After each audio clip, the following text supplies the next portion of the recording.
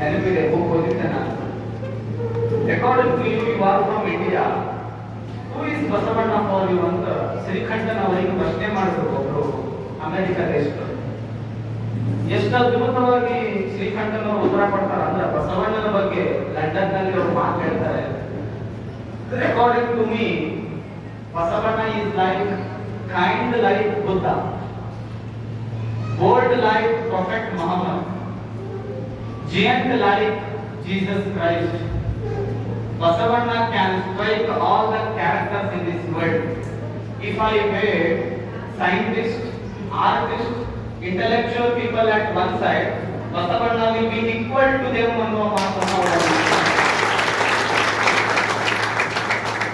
ಜಗತ್ತಿನ ತತ್ವ ದಾರ್ಶನಿಕರು, ಜ್ಞಾನಿಗಳು, ಸಂತರು, ಮಹಾತ್ಮರು ಯಾರ್ಯಾರು ಜಗತ್ತಿನೊಳಗೆ ಆಗಿ ಹೋಗ್ಯಾರ ಅವ್ರನ್ನೆಲ್ಲ ಒಂದು ತಕ್ಕಡಿ ಒಳಗಿಟ್ರ, ಬಸವಣ್ಣನ ಒಬ್ಬನ ಒಂದು ತಕ್ಕಡಿ ಒಳಗಿಟ್ರ, ಎರಡರಿಗೂ ಸಮವಾದ ಪರಿಕಲ್ಪನೆ, ತತ್ವಜ್ಞಾನ ಮತ್ತು ಗುಣ ಹೊಂದಿರುವ ವ್ಯಕ್ತಿ ಬಸವಣ್ಣ. ಅವರ ಬಗ್ಗೆ ನಾನೇನು ಹೇಳಲಿ ಅನ್ನುವ ಮಾತನ್ನ ಮತ್ತು ಯೋಚನೆ ಮಾಡಬೇಕಲ್ಲ, ಬಸವಣ್ಣ ಯಾಕೆ ದೊಡ್ಡವರಾದ್ರು, ನಾವ್ ಯಾಕೆ ಹಿಂಗ ಕುಂತೀವಿ, ಯೋಚನೆ ಮಾಡ್ಬೇಕಲ್ಲ ನಾವೆಲ್ಲ.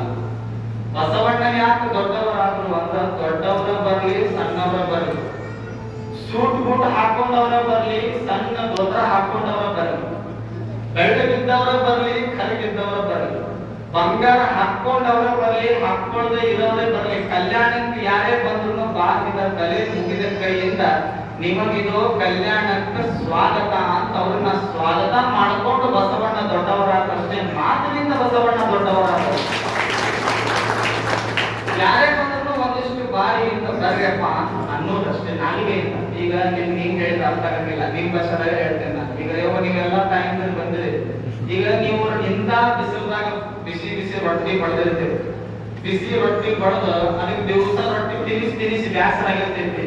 ನೀವೇನ್ ಯೋಚನೆ ಮಾಡ್ತೀರಿ, ಚಲೋ ಒಂದಿಷ್ಟು ಗೋರ್ಣದ ಹೋಳಿಗೆ ಮಾಡೋದು ಅಂತ ಯೋಚನೆ ಮಾಡಿ ಇಂಥ ಬಿಸಿಲಾಗ ಒಲಿ ಮುಂದೆ ಕುಂತು ಬೆವರು ಸುರಿಸಿ ಬಿಸಿ ಬಿಸಿ ಬಿಸಿ ಹೋಳಿಗೆ ಮಾಡಿ ಕೊಟ್ಟಿರ್ತೀರ ಅಂತ ತಿಳ್ಕೊರಿ.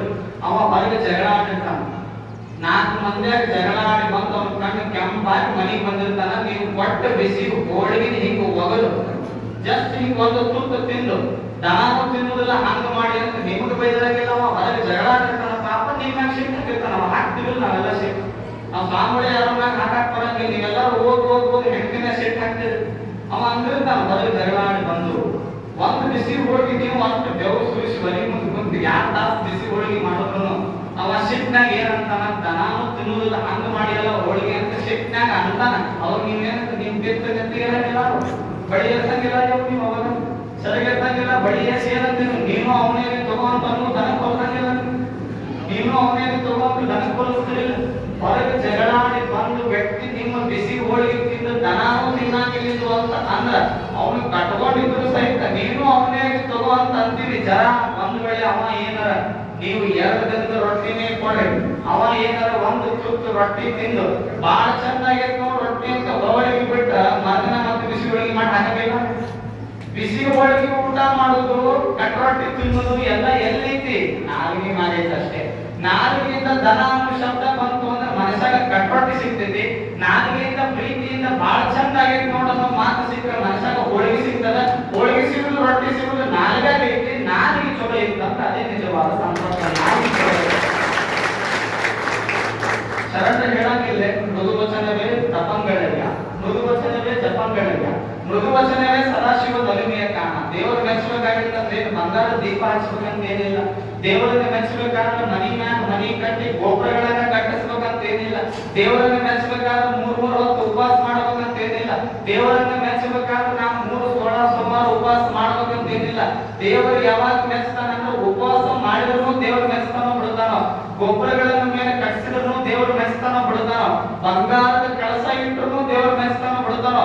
ಇನ್ನೊಬ್ಬರ ಮನಿ ಮುರಿಬಾರ್ದು, ಇನ್ನೊಬ್ಬರು ಬಟ್ಟಿ ಹೊಡಿಬಾರ್ದು, ಇನ್ನೊಬ್ಬರ ಕಾಲು ಎಳಿಬಾರ್ದು. ಇದು ಯಾರು ಮಾಡಂಗಿಲ್ಲಲ್ಲ ಅವ್ರಿಗೆ ಮೊದಲು ದೇವರ ಮೆಚ್ಚತಾನೆ.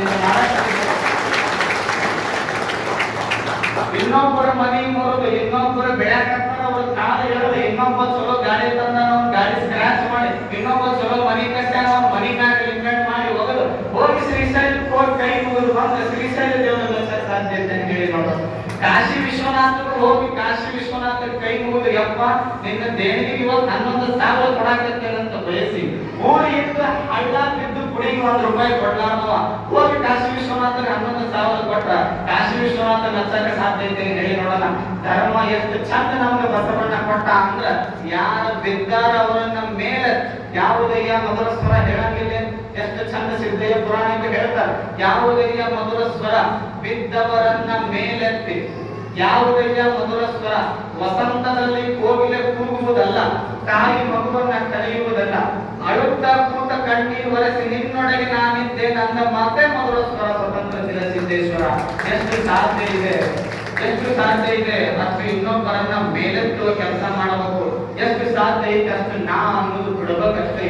ಒಟ್ಟ ನಾ ಅನ್ಬಾರ್ದು. ನಾವೆಲ್ಲಿ ತಪ್ಪಿವಿ ಅಂದ್ರೆ ನಾ ಅಂದ್ರೆ ತಪ್ಪಿ. ನೀವೆಲ್ಲರೂ ಬಾಳ್ ನಾವೇನ್ ಮ್ಯಾಕ್ ಕುಂತೀವಿ, ನಾವು ಬಾಳ್ ಶಾಣೆ, ನೀವು ಕೆಳಗ್ ಕುಂತೀವಿ, ನೀವೇನ್ ಬಾಳ್ ದಡ್ಡಲ್ಲ, ನಮಗಿಂತ ನೀವು ಬಾಳ್ ಶಾಣೆ ಇರುತ್ತೆ. ಎಷ್ಟು ಚಂದ ಶಾಣೆ ಇರ್ತೀರ ಅಂದ್ರೆ ಆಮೇಲೆ ಬೇಕಾದ್ರೆ ಏನಾದ್ರು ಸೇರ ಹಾಕಿ ನಮಗ ಅಜ್ಜರಿಗೆ ಕುಂದ್ರಿಸಿದ್ರ ಅಜ್ಜರಿಗೆ ನಮಸ್ಕಾರ ಮಾಡ್ತೀರ. ಅಜ್ಜರಂತ ಏನು ಮೈ ತುಂಬ ಬಂಗಾರ ಹಾಕೊಂಡು ಬಾಳ ಚಂದ ಕಾಣಕತ್ತೀಯಲ್ಲ ನೀವೇನಂತೆ ಎಲ್ಲ ನಿಮ್ಮದಾಗಿ ಸ್ವಾಮಿಗಳ ಆಶೀರ್ವಾದ ಅಂತ ಏನಾದ್ರು ಬಿಚ್ಚು ಕೊಡ್ತೀರ ಎಲ್ಲ ನಿಮ್ಮದಾಗಿ ಆಶೀರ್ವಾದ ಅಂತ ಅಜ್ಜ ಬಾಯಿ ಮುಚ್ಚಿಸ್ತೀವಿ. ನಾವ್ ಯಾರ ಕೇಳಿದಾಗ ಅಜ್ಜರ್ ಎಲ್ಲ ನಿಮ್ಮದಾಗಿಂತ ನಮ್ಮ ಬಾಯಿ ಮುಚ್ಚಿಸ್ತೀವಿ. ಹಾಕು ಮನೆಗೆ ಹೋಗ್ಬೇಕಾದ್ರೆ ಮನಿ ಮಕ್ಕಳು ಕೇಳ್ತಾರೆ, ಏನ್ ಬಾರಿ ಚಂದ ರೆಡಿಯಾಗಿ ಮೈ ತುಂಬ ಬಂಗಾರ ಹಾಕೊಂಡು ಏನ್ ಹೋಗಿದ್ದೆ ಅಂತ ಕೇಳಿದ್ರೆ ನಿಮ್ಗೇನ್ ಹೇಳಕ್ಕಾಗ್ತದಲ್ಲ ಅಂತಿರಲಿಲ್ಲ.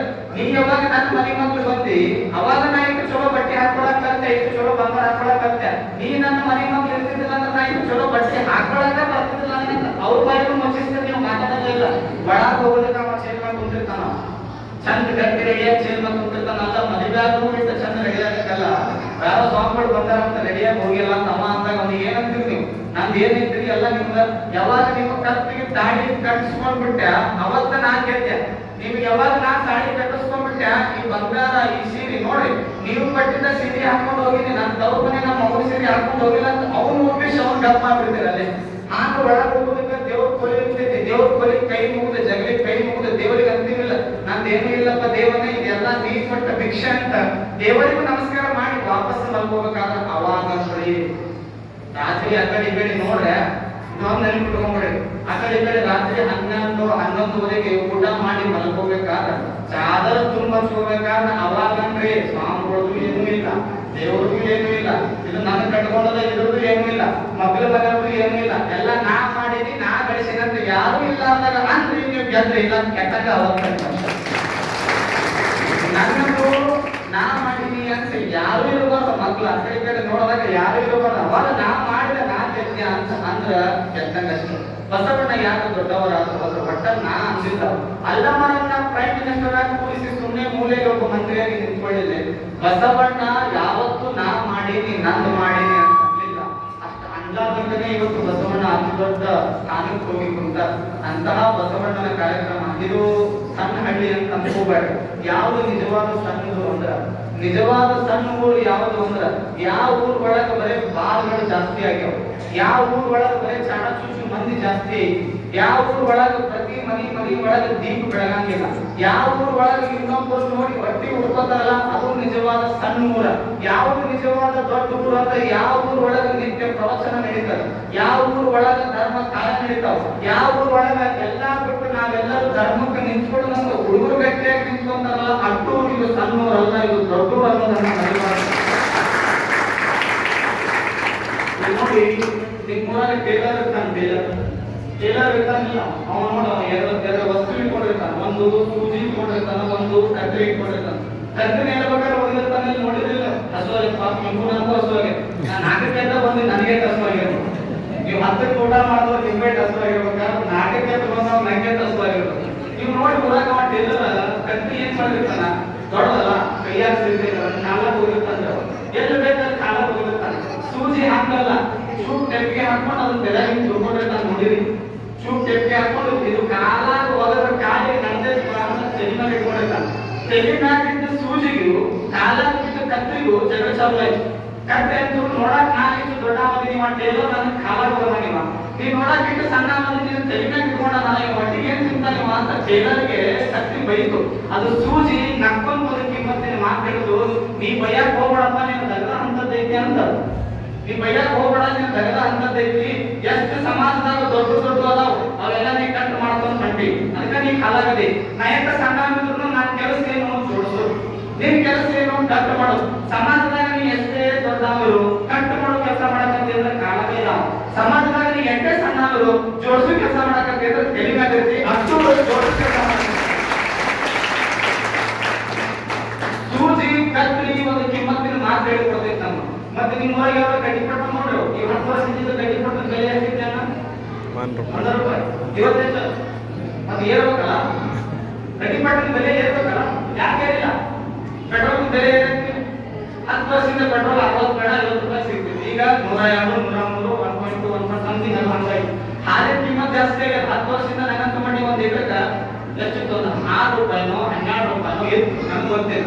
ಈಗ ನಾವು ತಗೋತೀವಲ್ಲ, ಗುಡ್ ಲೈಫ್ ಹಾಲು ಬರ್ತೈತೆ ₹32, ಅದರೊಳಗೆ ಸ್ಪೆಷಲ್ ಹಾಲು 29, ಅದರೊಳಗಿಂತ ಇನ್ನೂ ನಾರ್ಮಲ್ ಹಾಲು 27. ಹಾಲಿನ ಬೆಲೆ ಜಾಸ್ತಿ ಆಯ್ತು, ಡೀಸೆಲ್ ಪೆಟ್ರೋಲ್ ಬೆಲೆ ಜಾಸ್ತಿ ಆಯ್ತು, ಸಮಾಜದಾಗ ನಾವು ಹಾಕೊಳ್ಳೋ ಬಟ್ಟಿ ಬೆಲೆ ಜಾಸ್ತಿ ಆಯ್ತು, ಮಣ್ಣಿನ ಬೆಲೆ ಜಾಸ್ತಿ ಆಯ್ತು, ಹಣ್ಣಿನ ಬೆಲೆ ಜಾಸ್ತಿ ಆಯ್ತು. ಈ ಕಡ್ಡಿಪಟ್ಟಿನ ಬೆಲೆ ಯಾಕೆ ಜಾಸ್ತಿ ಆಗಿಲ್ಲ? ಒಮ್ಮೆ ಯೋಚನೆ ಮಾಡಿದ್ರು. ಬೆಂಕಿ ಹಚ್ಚು ಮಂದಿ ಕಿಮ್ಮತ್ ಯಾವತ್ತೂ ಜಾಸ್ತಿ ಆಗಂಗಿಲ್ಲ, ನೆನಪಿಟ್ಕೊಂಡ್ಬಿಡಿ. ಹಚ್ಚು ಕೊರದು ಇರುತ್ತಾವ ಊರಾಗ ಇರುವೆ, ಎಷ್ಟು ಓಡಿಸಬೇಕಂದ್ರು ಕೊರದು ಒಗೆ ಮಂದಿ ಇರುತ್ತಾವ. ಕಡ್ಡಿಪಟ್ಟನ ಕಿಮ್ಮತ್ ಯಾಕೆ ಜಾಸ್ತಿ ಆಗಂಗಿಲ್ಲ? ಅದು ಕೊರದು ಒಗೆ ಮಂದಿ ಜಾಸ್ತಿ ಆಗೋದಿಲ್ಲ. ಅವು ಕೆಲಸನ ಅವು ಕೇಳ್ರಿ, ಅವು ಕೊರದು ಒಗಿಲಿಕ್ಕಂದ್ರೆ ಬೇಗ ಬರಂಗಿಲ್ಲ, ಕೊರದು ಒಗಿಲಿಕ್ಕಂದ್ರೆ ಬಟ್ಟೆ ತುಂಬಂಗಿಲ್ಲ, ಕೊರದು ಒಗಿಲಿಕ್ಕಂದ್ರೆ ಅವ್ರಿಗೆ ಒಟ್ಟ ಊಟ ನಡೆಯಂಗಿಲ್ಲ, ಬೆಳಕು ಬೀಳಂಗಿಲ್ಲ, ಬಟ್ಟೆ ನಡೆಯಂಗಿಲ್ಲ, ಜೀವನ ನಡೆಯಂಗಿಲ್ಲ. ಅವು ಇರುವ ಕೊರದು ಒಗೆಯುವ ಮಂದಿ ಕಿಮ್ಮತ್ ಒಟ್ಟ ಜಾಸ್ತಿ ಆಗಂಗಿಲ್ಲ. ನಿಮ್ಮ ಕೈ ಕಡ್ಡಿಪಟ್ಟನ ಕಿರು ಕೈ ಆಗಬಾರ್ದು. ದೀಪ ಹಚ್ಚು ಕೈ ನಿಮ್ಮದಾಯಿತು ಅಂತಂದ್ರೆ ಇದು ಕಲ್ಯಾಣ ಆಗ್ತದೆ, ಇದು ಬೆಳವಣಿಗೆ ಆಗ್ತದೆ. ದೀಪ ಹಚ್ಚು ಕೈ ನಿಮ್ಮದಾಗಲಿ ಅಂತ ಆಶಿಸಿ ಶಾಶ್ವತ ಬಸವ ನಮಗೆಲ್ಲ ಸುಂದರವಾದ ಬದುಕು